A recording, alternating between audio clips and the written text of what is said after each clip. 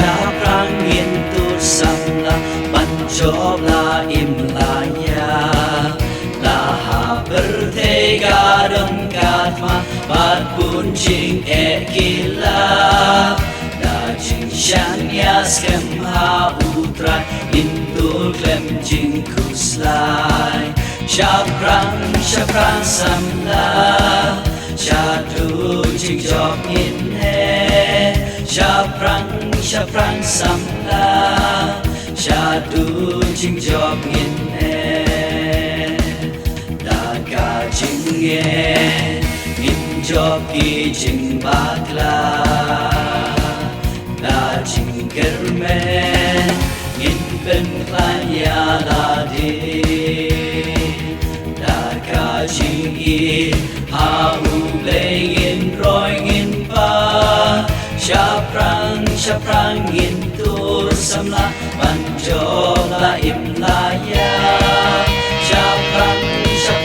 intur samla panjola imlaya Syaprang intur samla panjola imlaya Gospel Ukris kubor bapa Syaper tebanyala Sajing imbajana Gibril yang ikintip Ilong senang ukris Gospel bangin benar Ilong senang ukris Gospel bangin benar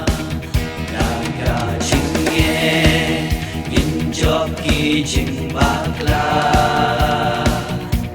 Jing kermen min ben klanya la de Daga jing ye hau lengin roingin pa Syaprang intur samla panjob la imlaya Syaprang intur samla panjob la imlaya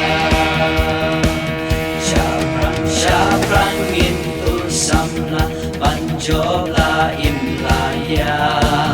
Jingkot ukris ngin bucerta sujong ungin yasnya Deli gawe haka balang ukris ule Tuyeng para hajing et pasisya Tuyeng